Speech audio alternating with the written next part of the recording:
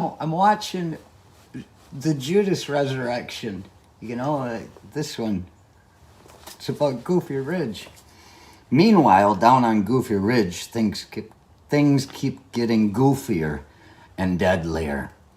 This bizarre little settlement of travelers, trailers, pig shacks, taverns, outhouses, dirt roads, and about 500 people 40 miles south of Peoria has become a modern day hole in the wall where criminal plots are hatched, where guns are constantly toted, and where police are hated. It does sound a lot like where my relatives come from on my mom's side. Just a better way to put it, some of my relatives. Goofy Ridge is the only town in Mason County where the coroner carries a firearm, and the only town where the county ambulance service insists on being accompanied by a squad car. Things happen up on the ridge that don't happen other places, Mason County Sheriff's Detective Leland Keith said. This is one of the tiniest settlements in the county, and 90% of our serious crime is here. That's starting to sound like Vanderbilt. While Goofy Ridge never could have been considered a normal place, it used to be a lot more tranquil, a summer vacation spot for blue-collar workers who like to fish and drink beer. The settlement is built on a rise of land before it drops toward a beach at Lake Chautauqua, a backwater lake in the Illinois River, and a federal wildlife sanctuary. Intoxication has always played an important role in the history of Goofy Ridge. Local legend has it that it was while drunken men were taking turns shooting walnuts off each other's heads that the town got its name. A visitor witnessed the walnut shooting incident, the story goes, shook his head in amazement and said, "This sure is a Goofy Ridge." That was several decades ago. The name stuck. Those were decent people back then. Strange but decent, Detective Keith said. There are some decent ones left, but for the most part, I can't say there's that much good about them. As time passed, the spirit seemed to slip from the settlement.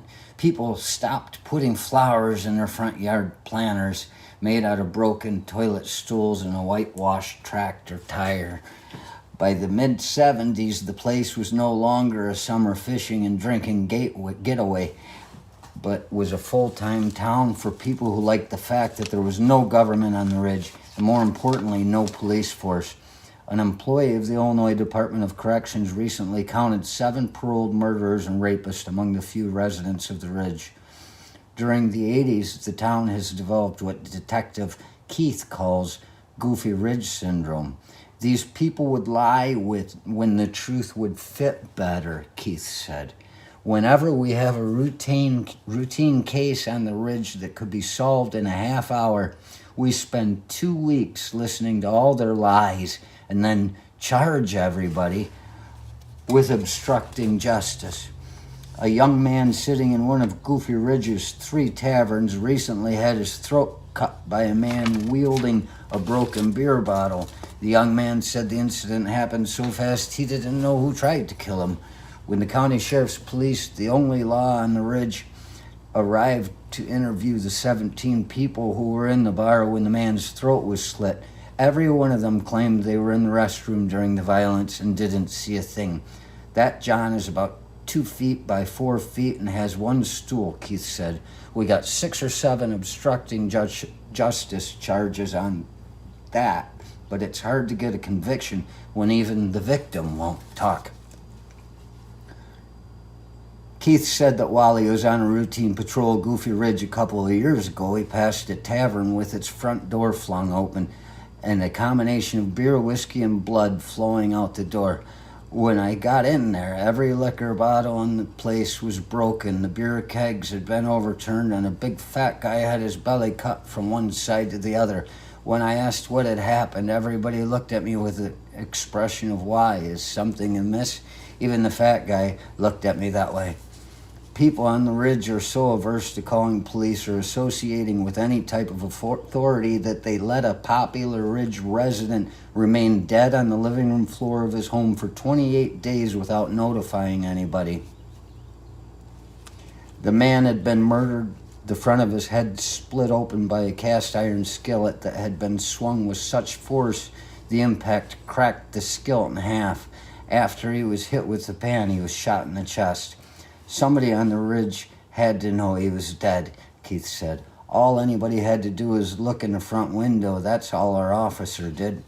Another ridge resident eventually confessed to the murder, saying he'd killed the man after the victim offered to buy his teenage daughter for $1,000. Police believed the real motive was robbery. And for a while it appeared that somebody might actually get convicted of murder on Goofy Ridge. But the accused man hung himself in jail, in his jail cell in the Mason County seat of Havana, before he could be brought to trial. Sheriff's police seldom are called to the scenes of crimes in Goofy Ridge. They simply discover crimes in progress while on their infrequent passes through the settlement. Keith said he and a fellow officer were driving through the ridge one night and came upon a teenager who was chopping down the door of a house with a machete. Police asked him why he was doing that. The teenager said he wanted to get in the house so he could shoot the man who lived there. As police handcuffed the youth, he slugged one of the officers in the head. The other officer subdued the teenager by smacking him full force on the skull with a nightstick. By this time, the kid's mother and father were there. The mother is a huge woman and the father is a little guy rolling a cigarette. When the mother sees all the blood coming from the kid's head, she faints right over, Keith said. The old man calmly says, "If she's dead, you're in big trouble." He doesn't even stop rolling a cigarette. He just keeps saying, "Yep, big trouble, big trouble."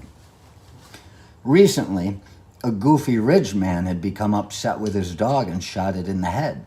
Despondent over the death of his dog, the man then turned the gun on himself. I walk into this place and there's this guy moaning about how he's dying, and next to him is this little red dog with no head. I get down and check this guy out, and he tried to kill himself by shooting a hole through his left arm. He was much more accurate when it came to his dog, Keith said. The man seemed certain the wound in his arm was going to result in his death, and he began making his deathbed confession about how he was the one who placed a bomb in an unoccupied car in the Goofy Ridge driveway after shooting the car with a machine gun. We solved all kinds of things after that confession, Keith said. Somebody in the ridge finally talked to the police. Last year, police unraveled an insurance fraud hatched on the ridge which involved death.